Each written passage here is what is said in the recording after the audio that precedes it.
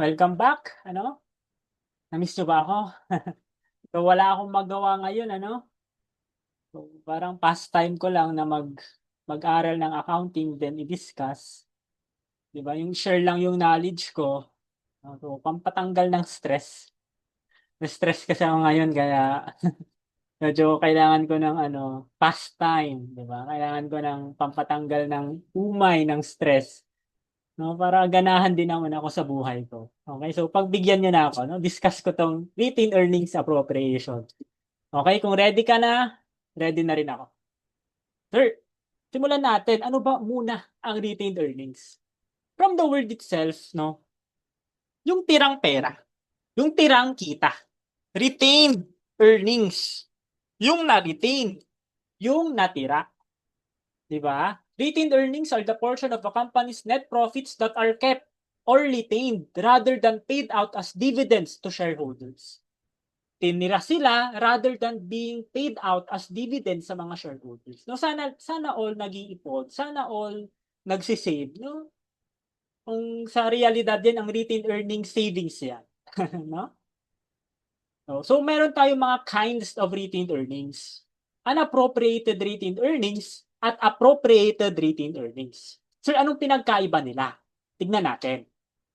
Ang unappropriated retained earnings po, yan po yung profits na hindi mo ni-reserve for any specific purpose. No, ibig sabihin, available sila for dividends. Yun yung pwedeng gastusin ng korporasyon. Yun yung pwede nilang i-paid out sa mga shareholders nila as dividends. Pero ang appropriated retained earnings, yung profits po na sinet aside for a specific purpose. Diba? Set aside for a specific purpose, may pinaglaanan ka. Diba? Hence, hindi sila available for dividends. No, yun lang yung pinagkaiba nila. No? Pero, yung appropriated and unappropriated retained earnings, part pa rin sila ng total retained earnings. No? Total retained earnings pa rin silang dalawa. No, kung ang tinanong sa'yo, total retained earnings, appropriated plus unappropriated. Ang pinagkaiba lang nila is yung dividend distribution. Unappropriated, available. Appropriated, hindi available.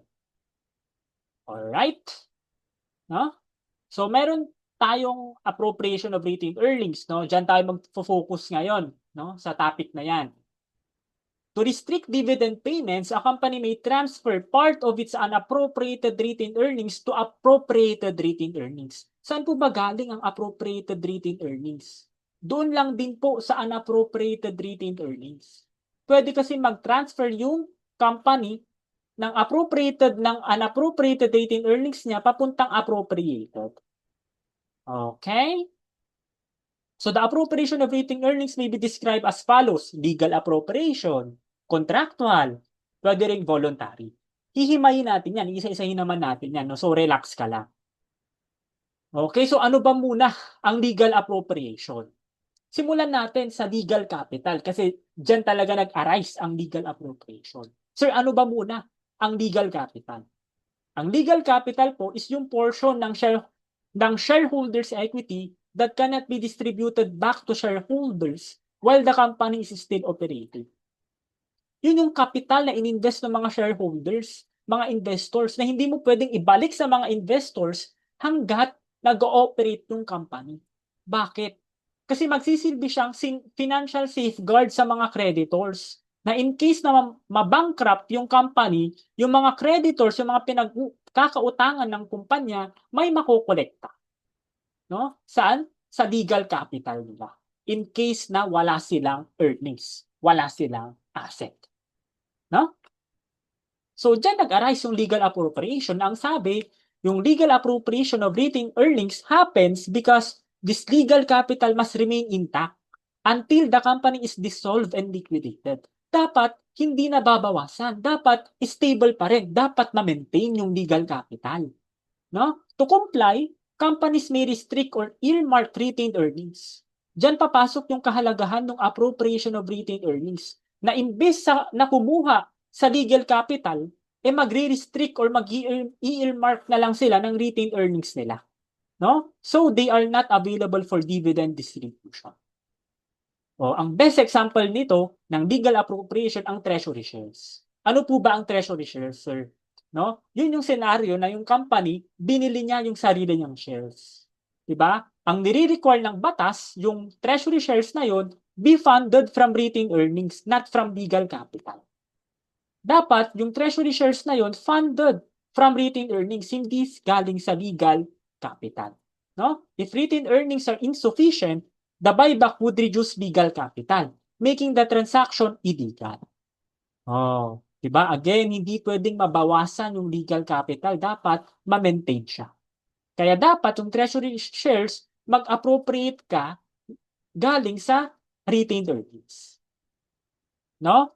Hence, accordingly, a portion of retained earnings must be appropriated for an amount equal to the cost of treasury shares. No? Mag-appropriate ka equal saan? Sa cost ng treasury shares. Hindi sa par value, hindi sa stated value, kundi sa cost. Kung magkano yung cost ng treasury shares. Yun ang i-appropriate mo na retained earnings. No? So, yun ang legal appropriation. Ang best example, treasury shares. No? So, sir, ano naman itong contractual appropriation? From the word itself, nag-arise yan based sa kontrata. No? It happens because a company is required by contract or agreement to set aside part of its retained earnings for a specific purpose. Unlike sa legal appropriation that is mandated by law, yung contractual appropriation arises from binding agreement. May kontrata, may agreement between creditors, lenders, or other parties. Alright, anong best example nito? Anong mga examples niya? Retained earnings, appropriated for redemption of bonds. Kapag magbabayad ka ng bonds, syempre dapat may pera ka. Hence, dapat mag-appropriate ka ng retained earnings na in case na magmamature na yung bonds, may pagkukuhanan ka. No? Retained earnings appropriated for sinking fund. Retained earnings appropriated for redemption of preference shares. No? Ang main purpose lang talaga niyan ay may mapagkukuhanan ka ng pera kapag dumating na yung redemption date. Okay? So, lastly, sir, ano naman itong voluntary appropriation? Oh. Voluntary appropriation is a matter of discretion on the part of management. Voluntary. No? Nasa discretion ng management kung mag-appropriate sila. This may arise from the fact that management wishes to preserve the funds for expansion purposes or for covering possible losses or contingencies. O, discretion ng management yan. Nasa kanila yan. Anong mga examples niyan? Retained earnings appropriated for plant expansion, retained earnings appropriated for increase sa working capital, or yung mga appropriated for contingencies. No? Kayang-kaya? Kayang-kaya. So, mag-first problem tayo, no? Or may ninote pala dito. Whether legal, contractual, or voluntary, yung intent lang naman ng appropriation na to is simply to limit the declaration of dividends. No? Wag lahat ng earnings mo, ipamigay mo as dividends. Magtira ka naman for possible losses, contingencies, mga contractual agreements, mga legal appropriations. No, yun lang naman yung pinupunto nito. Magtira ka sa mga earnings mo. Huwag mong ibigay lahat as dividendo. Okay? So, problem number 1 tayo. Mega company provided the following information. Bullet number 1, may treasury shares daw acquired at a cost of 1.5 million. Yung treasury shares na yan, hindi pa yan nare-reissue or nabebenta at year-end. Hence, outstanding pa yan. Nandyan pa yan yung treasury shares na yan. At the beginning of current year, the company reported 1,750,000 of appropriated retained earnings for the construction of a new office building, which was completed in 2016 at a total cost of 1.5 billion. No? During the year, the company appropriated 1.2 million of retained earnings for the construction of a new plant.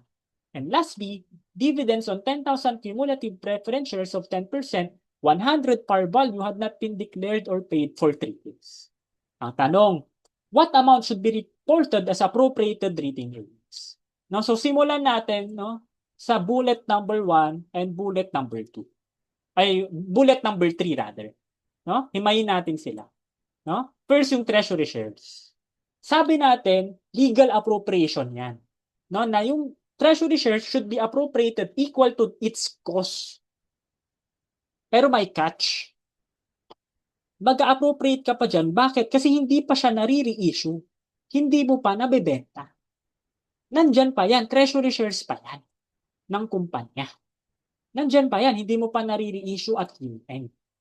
No? Mamaya papakita ko, may another problem tayo. Paano sir kung nare-issue na? No? Another problem pa yon. Pero this time, ang assumption natin, hindi pa yan nare-issue, kaya may legal appropriation pa for treasury shares. No? Nandyan pa yan. Nandyan pa.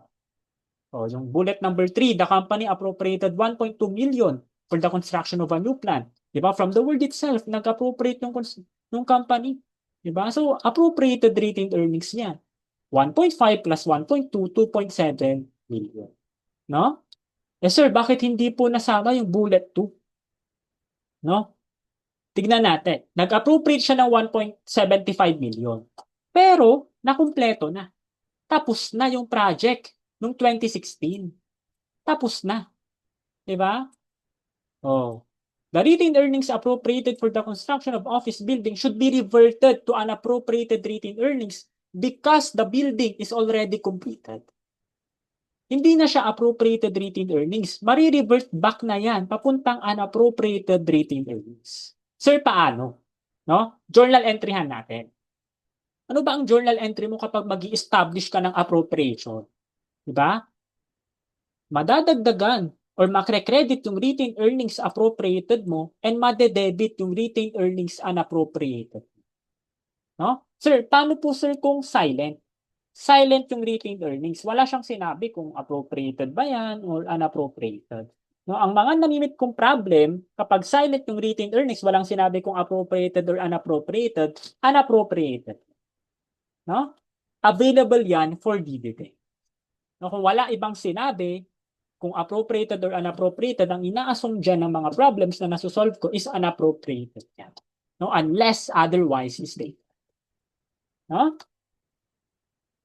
So yun, nag-establish daw siya ng retained earnings appropriated at dinadagdagan appropriated niya, nabawasan yung retained earnings unappropriated.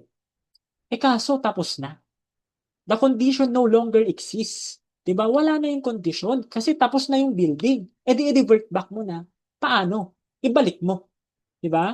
Hindi na siya appropriated. Wala ka lang retained earnings appropriated. Eh madadagdagan na yung retained earnings unappropriated. Kasi tapos na yung project eh. Okay lang kahit hindi sila same ng cost. So, okay lang. Eh, ang purpose lang naman kung bakit ka nag-appropriate is meron kang pera sa pag-construct ng office building. Not necessarily equal yung pera, pero dapat meron kang savings.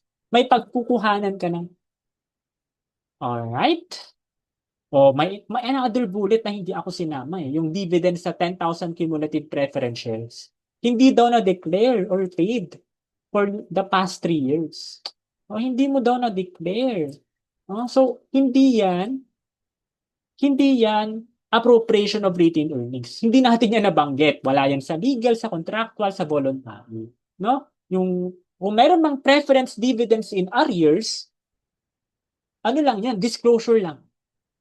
No? And hindi yan appropriation of retained earnings. Alright? So, ang sagot, no? Bullet 1 and bullet 3 lang. 2.7 million. Okay? So, jump tayo sa statement of retained earnings naman. No? Ang statement of retained earnings po, it shows the changes in retained earnings and links the income statement to balance sheet. No? Kasi sa retained earnings po, nandyan yung net income. Diba? Nandyan yung net income. Hence, malilink niya yung income statement papunta dun sa balance sheet. Macro-cross-refer niya. Diba? Pero ang statement of retained earnings po ay hindi na po required as component of financial statements. Hindi na yan pre-present as component ng FS natin. Pero kasama na yan sa statement of changes in equity. No? So, ang lesson dito, wala ng statement of retained earnings. Pero mahalaga pa rin na mapag-aralan natin ano ba yung component ng retained earnings. No? Or ano yung mga items na nakakaapekto sa retained earnings. Siyempre, first, net income. Net income or loss for the period. Net income, add mo yan sa beginning retained earnings. Net loss, ibawas mo. No? Prior period errors. Ano po ba yung mga yan, sir? Diba? Yung prior period errors po, adjustment yan sa beginning balance. Diba? Yun yung po yung mga errors nung nakaraang taon, nakaraang period.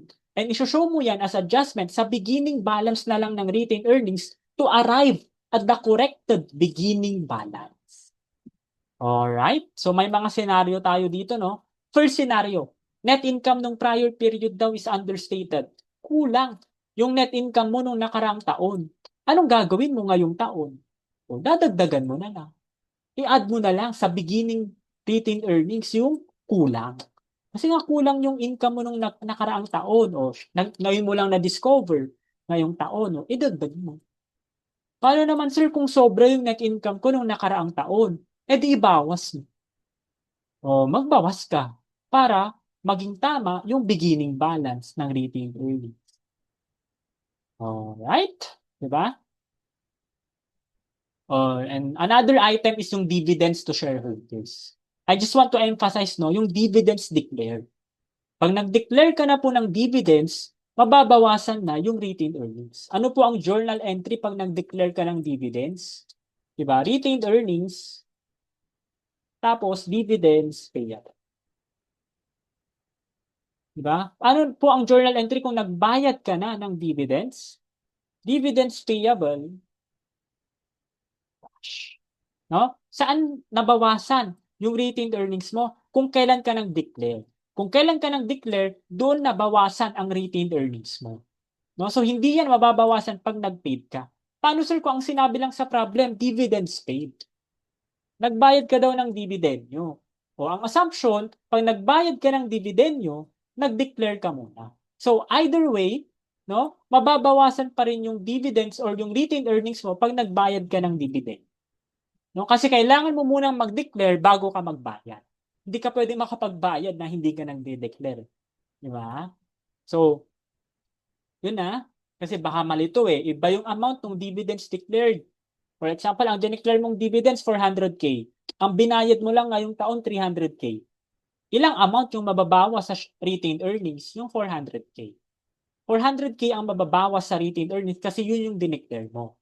Paano sir yung payment? Yung dividends payment na yan, mapupunta yan sa statement of cash flow. No? Alright?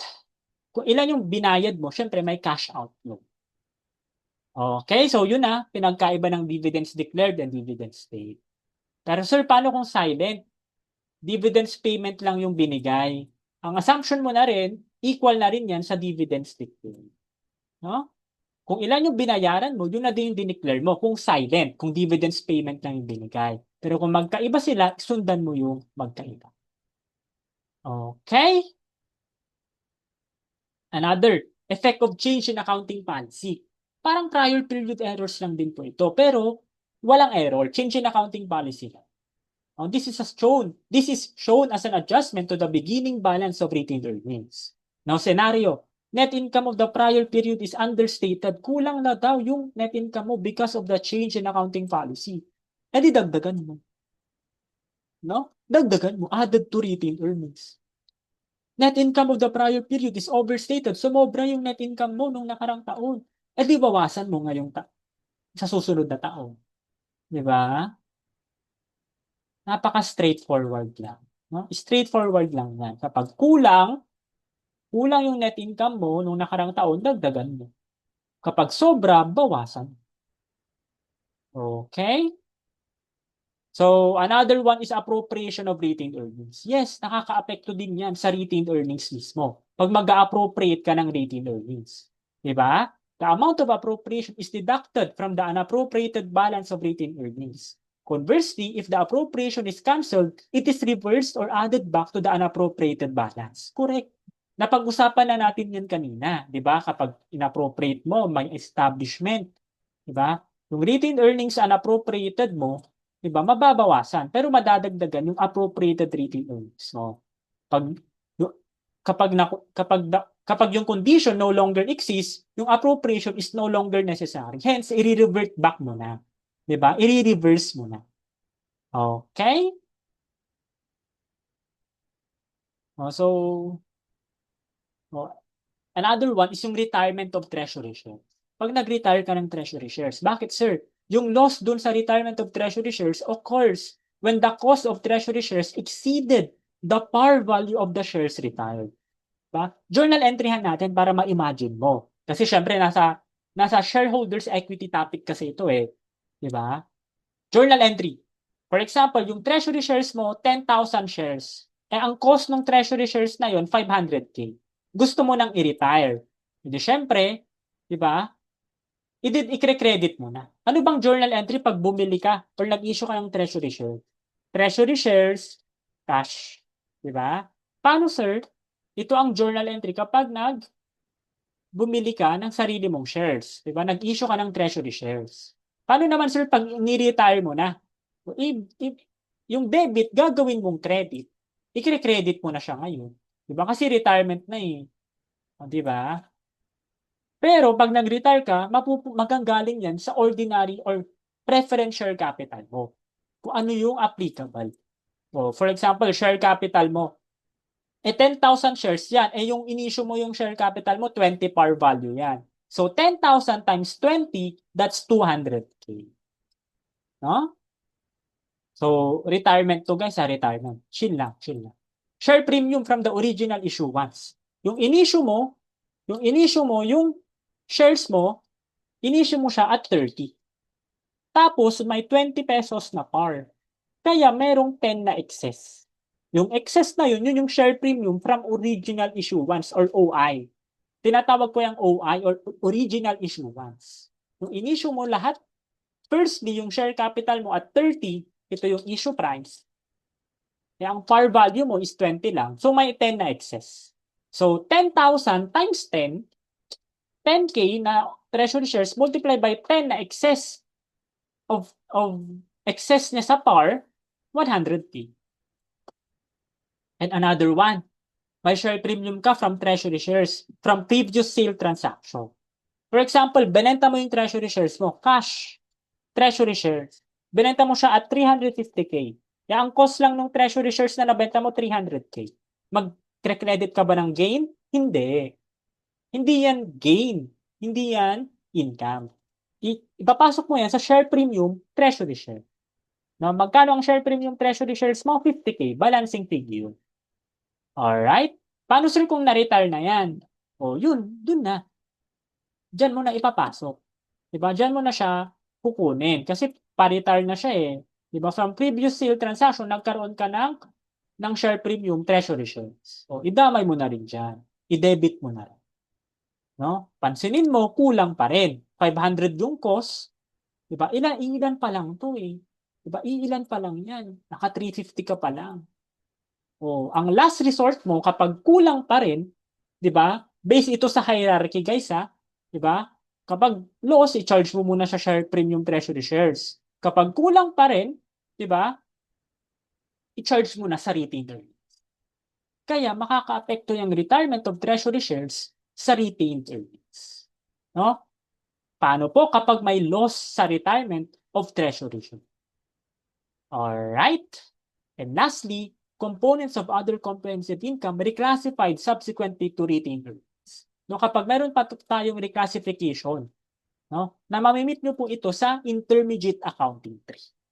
No, yung mga component po ng other comprehensive income na pwedeng ma-reclassify sa retained earnings. No? Hindi na po natin isa-isahin kasi nasa intermediate accounting tree. Okay, so problem hunt natin. Problem 2. An entity provided the following data for the year ended December 31, 2021.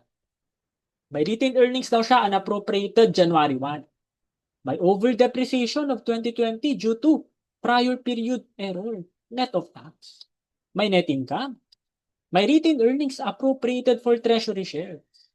No, original balance niya 500K. Pero nabawasan ng 200K by reason of reissuance of treasury shares. O, this time may reissuance na. Alright, so retained earnings appropriated for contingencies, beginning balance 700K. But nag-increase nga ng 100K due to current appropriation. Cash dividends paid to shareholders. No? Change in accounting policy from FIFO to an average credit net of tax. What is the balance of unappropriated retained earnings on December 31, 2020? So, isa-isahin natin. Retained earnings unappropriated January 1, 2 million. Mag-T account tayo. Unappropriated RE. No? So, mag-debit tayo or mag-credit tayo rather for beginning balance. Di ba po? Ang retained earnings sa equity yan. Kaya ang normal balance, credit. Credit tayo. No? 2 million. May over-depreciation daw due to prior period error. Sobra. Sobra yung depreciation mo. Sobra yung expense. Nung 2020. Pag sobrang expense, kulang ang net income. Diba? Kulang ang net income mo. Kasi madami kang expense kinulang ka sa income. Pag kulang ka, dagdagan mo. Diba? Yung net income mo is understated. Kaya ang effect, anong effect? Yung amount ng error is added to retained earnings to get the corrected beginning balance. Okay, so tama na net of tax yan. Diba kasi hindi na kasi pumasok yan sa income statement kasi error na nga eh. Di ba pag pumasok yan sa income statement, na-tax yun.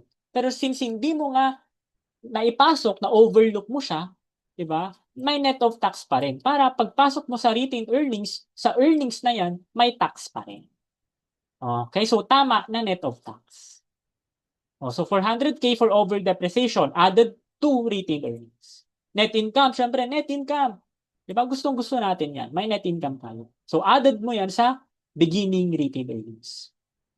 Cash dividends paid. Nagbayad ka doon ng dividend nyo sa mga investors mo. Hindi na sabi kung magkano yung dineclare.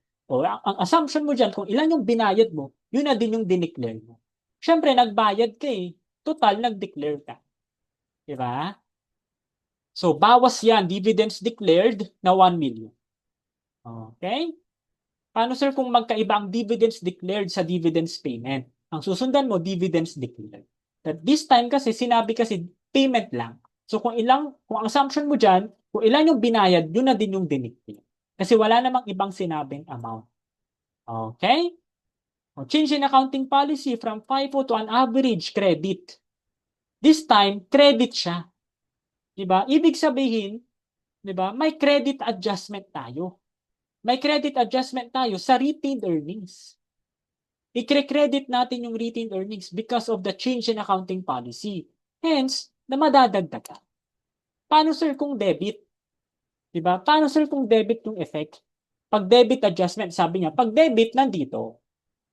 No? Pag credit, add. No? And again, net of tax yan. Okay? Okay, so partially may idea ka na. Diba? At least, diba, nakukumpleto na yung puzzle, nakukumpleto na yung puzzle. So, tignan natin. Ano naman yung retained earnings appropriated for treasury shares? Ang original balance mo daw is 500K, na-reduce ng 200K. Kaya 300K yung binigay. O, T-account. Gawa din tayo ng T-account for appropriated retained earnings for treasury shares. Nagsabi kasi, original balance mo 500K. Pero, nabawasan ng 200K. Diba? And again, pag sabi natin, when the appropriation is no longer necessary because the condition no longer exists, mababawasan na yung retained earnings appropriated mo. Mababawasan na magkano? 200K. Kasi kung ilan lang yung nire-issue mo, yun lang yung mababawasan. Diba? Nag-re-issue ka na ng treasury shares, nabawasan na yung 500K. So mag-debit ka dyan sa T-account natin ng 200K for the reissuance of treasury share. Okay? O again, may technique. Diba? Tignan mo yung journal entry. Nabawasan yung appropriated retained earnings mo. Pero pansinin mo, nadagdagan yung retained earnings unappropriated mo. Diba? Dinebit mo nga yung appropriated, pero credit mo naman yung unappropriated retained earnings. Hence, madadagdagan. Diba? May trick. Diba? Nabawasan, pero may madadagdagan. Okay? Oh, doon naman sa isa. So, may ending balance tayong 300K appropriated retained earnings. Doon tayo sa isa. Okay, retained earnings appropriated for contingencies. May beginning balance kang 700 at nadagdagan pa ng 100. So, T-account ka naman for contingencies. 700 beginning balance. Nadagdagan ng 100K. Again, journal entryhan natin. When the appropriation was established or increased, madadagdagan yung retained earnings appropriated mo, pero mababawasan yung retained earnings unappropriated. O, tignan natin sa T account natin kanina. Diba? Credit natin yung appropriated retained earnings. Pero dinebit natin yung unappropriated retained earnings. Di-debit din natin sa unappropriated retained earnings na T account natin. Oh, all in all, may 800 ending balance ka. O, tapos na. Diba? Matototal mo na yung unappropriated retained earnings gamit yung T account natin. No? So, 2 million plus 400 plus 3 million plus 200 plus 300 minus 100 minus 1,000. Ang ending balance ng unappropriated retained earnings mo, 4,800,000. No? Kaya ang sagot sa problem natin for the balance of unappropriated retained earnings, 4.8. Sir, what if ang tinanong total retained earnings? What if total retained earnings yung tinanong? No, naisip mo na ba? Di ba, meron nga tayong unappropriated retained earnings ending balance 4.8 billion. Alam mo din, meron tayong ending balance for contingencies appropriated retained earnings natin kanina. Tapos, may ending balance tayo dun sa treasury shares kanina, nabawasan lang ng reissuance. Titignan natin, ang total retained earnings, pinagsama na unappropriated retained earnings at appropriated retained earnings. Kaya ang total retained earnings mo, 5.9 million. No? Gets ba guys? Malinaw ba? Malinaw? Kayang-kaya, no? 5.9 million. Yun ay kung ang tanong, total retained earnings. Pero kasi sa problem natin, unappropriated retained earnings yung tinanong. Kaya, di ba? Kayang-kaya. Di ba? So, another topic, no, na sa tingin ko, kailangan mo munang maintindihan bago mo ma-master yung retained earnings. Kasi madami kasing talagang nakaka-apekto sa retained earnings. Yung isa na yun ay yung share dividends. No? A share dividend is the distribution of a company's earnings in the form of additional shares. Under IFRS, this is referred to as bonus issue. Ang ibang tawag sa share dividends ay bonus issue. No? Na instead of giving cash, a company can reward shareholders by giving them extra shares. Imbis na pera yung ibigay, diba? Shares na lang yung binigay niya sa mga investors niya, sa mga shareholders niya. Oh, diba? When share dividends are declared, the retained earnings of the entity are in effect capitalized. Meaning, matatransfer na siya sa share capital. Yung retained earnings mo, hindi mo binigay as cash, kundi transfer mo na lang sa share capital by giving your shareholders extra shares. So, in effect, yung share dividends create a change in the components of the shareholders' equity by decreasing retained earnings but increasing share capital. No? Wala kang nabasang asset dyan. Wala kang nabasang asset. Bakit, sir? Kasi yung asset ng entity, they remain the same before and after the issuance of the share dividends. Walang effect yan sa asset. And remember, hindi rin nagbago yung shareholders' equity. May effect nga siya sa shareholders' equity pero hindi siya nabawasan. Bakit? Kasi nabawasan yung retained earnings, nadagdagan pero yung share capital. Kaya walang effect. Walang effect sa shareholders' equity. Diba? Yung component niya naapektuhan pero yung total shareholders' equity, total asset, hindi naapektuhan. Ganun pa rin. Diba? Bumaba yung RE, tumaas yung share capital, no? Na-offset. Diba? Wala lang din effect. Diba? So, share dividends, tingnan natin. No? Mayroon kasing dalawa na share dividends. May small, merong large.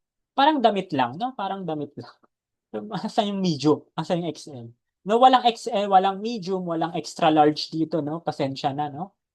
Pasensya na. Small and large lang, no? Sa share dividends. No, wag na kayong humirit. So, ang small share dividend, less than 20%.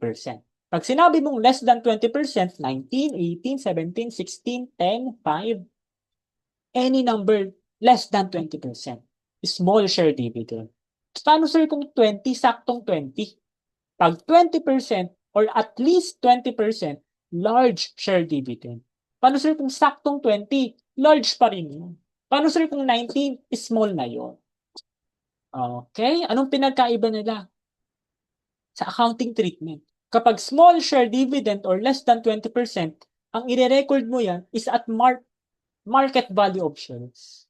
Pero ang large share dividend, recorded yan at par value of shares. Now remember, small share dividend, market value yan. Pero pag 20% or more, par value yan. No?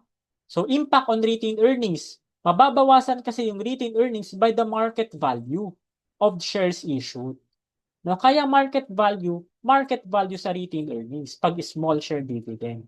Pero pag large share dividend, mababawasan lang yung retained earnings by the par value of the shares issued. Na wala kang pake sa market value pag 20% on. O, anong effect sa share capital?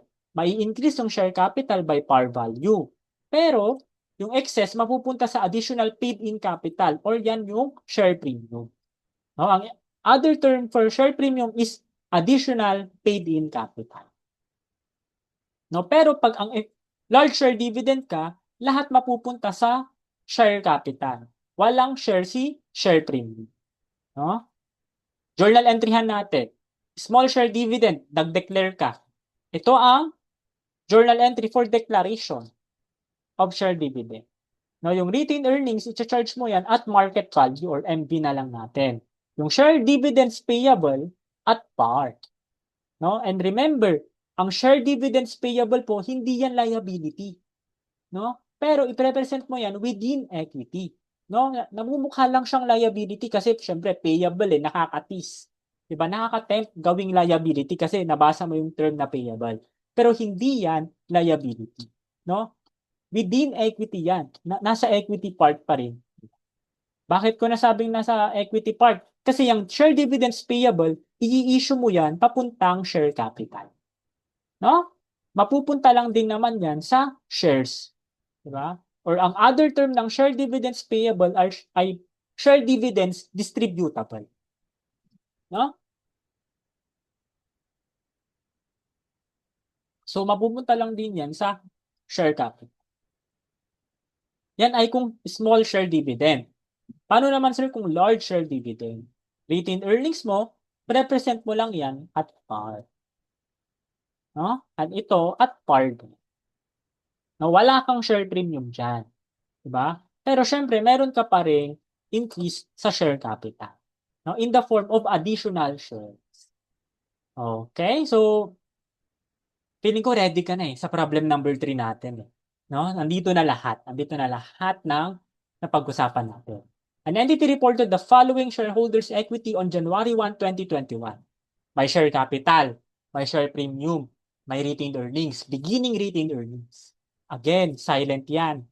Silent yung retained earnings, assume mo, unappropriated yan. Diba? Unless otherwise stated, gawin mong appropriated. Pero syempre, silent yan, assume mo, unappropriated yan. And remember, may treasury shares ka. Watch out dyan Watch out lang sa treasury shares. Kasi kailangan mong mag-appropriate hanggat hindi pa rin yan nare-reissue. Okay, so on June 30, 2021, the entity nag-declare siya at nag-issue na siya ng 20% share dividend. Sir, ano yung 20%? Large. Diba? Large French fries. Diba? Large na French fries. When the market value of the share was 150. Is this relevant? No.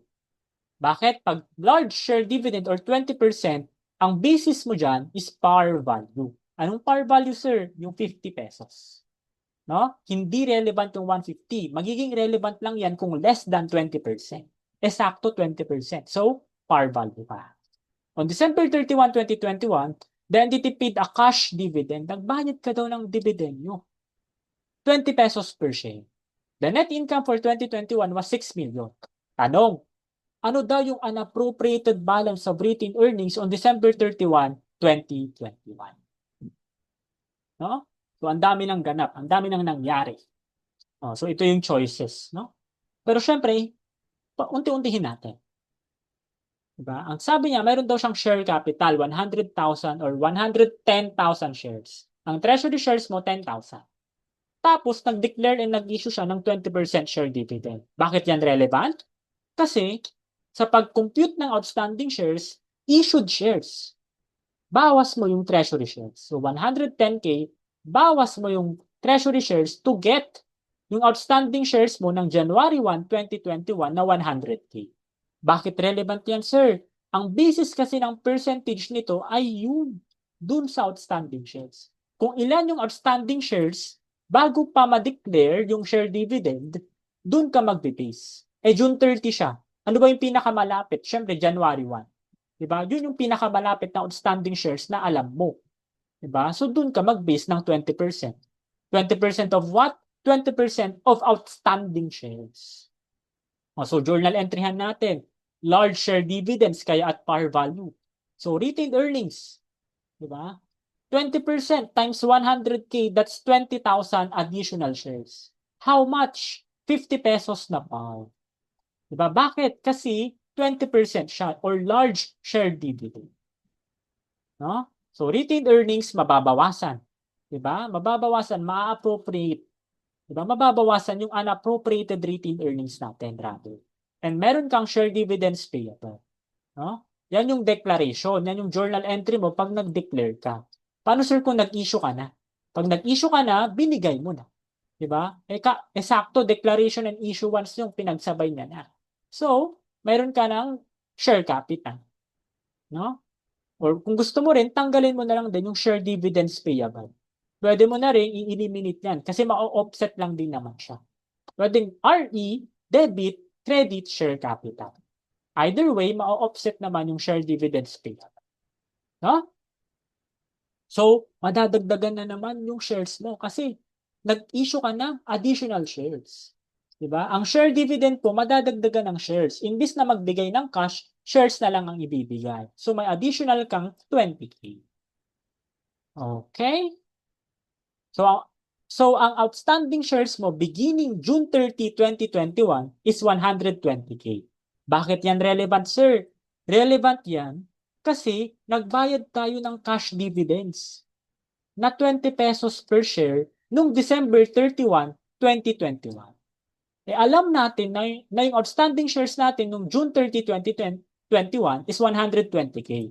Pag magde-declare at magbabayad ka ng dividend ang lagi mong basis ay outstanding shares. Kung ilan ba yung outstanding shares, di ba? Yung latest, yung updated na outstanding shares bago pa siya mag-declare o magbayad ng dividend. No? Na magkano? 120K. Kaya 120K multiply by 20, no? Yun yung nabawasan sa retained earnings. No? And remember, nagbayad na siya.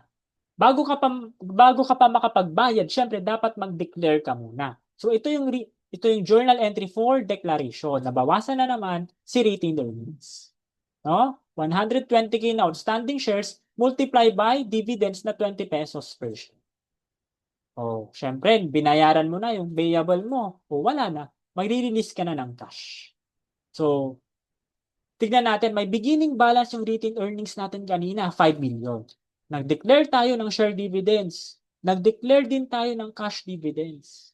And wait, meron pa tayong net income na magkano? 6 million. Ba? And take note, treasury shares at cost, walang nangyari sa treasury shares. Hindi mo na re-issue. No? Hence, outstanding pa yan, nandyan pa yan. And remember, ang tanong sa atin, what amount should be reported as unappropriated? Unappropriated balance of retained earnings. No? So alam natin na yung treasury shares, ina-appropriate yan, equal to its cost. And remember, may legal appropriation dyan sa treasury shares. Diba? Ang tanong, unappropriated balance. No? Watch out for that. Kaya ang sagot, 6.1 million na unappropriated retained earnings. Alright. Okay, so anong letter yon? Letter ball. So, yun yung 3 problems natin na I do believe na nandun na lahat. Ang kailangan mo na lang i-master na paulit-ulit mo lang i-solve, magigets mo na yung appropriation of retained earnings. No? Maniwala kayo sa akin. Kayang-kaya nyo na. So, theory question naman. Which statement is incorrect concerning appropriations of retained earnings? Ano daw yung mali? Diba? Letter A, appropriations do not reduce total retained earnings. Correct. Diba? Again, whether appropriated or unappropriated yan, hindi yan. Kapag ang tinanong sa'yo, total retained earnings, unappropriated and appropriated pa rin. No? Part pa rin ng retained earnings kahit appropriated. Okay, so tama yan. The only proper way to eliminate an appropriation of retained earnings after it has served its purpose is to revert to the unappropriated retained earnings. Correct. Diba? Tapos na yung purpose niya. Ibalik mo na sa unappropriated retained earnings. Diba? Pinakita ko yan sa journal entry kanina. An appropriation of retained earnings does not mean that assets are segregated for a specific purpose. Correct. No? Mamaya explain ko to kung bakit siya tama. Okay? Kung pansinin nyo kasi yung letter dog, when treasury shares are purchased, retained earnings must be appropriated equal to the par or stated value of treasury shares? No. Dapat cost. Di ba? Cost of treasury shares, hindi par value, hindi stated value. So letter D is the incorrect statement. No? Dapat at cost. No? So, but first now, let me emphasize yung letter C. Bakit tama yung appropriation of retained earnings does not mean that assets are segregated for a specific purpose. Remember, appropriation of retained earnings means setting aside a portion of profits. No? It's an accounting reclassification within equity. Magre-reclassify ka within equity. So, walang movement ng asset, walang movement ng cash. Ang sineset aside mo dyan, profit, hindi cash, hindi asset. Profit ang nire-reclassify mo. Okay? So, the company's asset remain fully available. Hindi nagalaw yung asset. They are not physically set aside or restricted just because retained earnings are appropriated. Correct. Hindi porket nag-appropriate ka ng retained earnings, sinet aside mo na or ni-restrict mo yung asset mo, yung cash mo. No? So, magkahiwalay sila. Segregated yun. Yung restriction ng asset sa appropriation of retained earnings. No? For example, cash restriction for the retirement of bonds payable does not necessarily require an appropriation of retained earnings. Correct. Kasi nga, yung asset, segregated yan sa appropriation of retained earnings. No? Hence, ang appropriation of retained earnings does not mean that assets are segregated for a specific purpose. Kasi nga, magkaiba sila. Magkaiba sila ng purpose. Okay? So, that statement is correct. Alright, so for the last URI question, retained earnings appropriation is used to absorb a fire loss? Hindi naman. Provide for a contingent loss that is probable and measurable? Hindi po. Provision na yan, yung contingent loss that is probable and measurable. Smooth periodic income? Hindi. Hindi naman natin na pag-usapan yan. No? Restrict earnings available for dividend? Correct. Yan naman po talaga yung purpose ng appropriation of retained earnings. Huh? So, dyan nagtatapos, no? Dyan nagtatapos yung makabuluhan nating usapan about retained earnings appropriation, no? So, sana madami kang natutunan sa video na ito, no? And thank you kung nandito ka pa rin kahit sa katapusan ng video na to, no? So, sana madami kang natutunan, sana nakapag-take down notes ka, and sana madala mo yun hanggang sa board exam. Okay, so muli, this is Sir Bon, no, nagsasabing, kaya mo yan. Kaya mo yan at magtiwala ka lang sa sarili. No? Magiging CPA. Okay, so bye-bye and thank you guys sa panonood.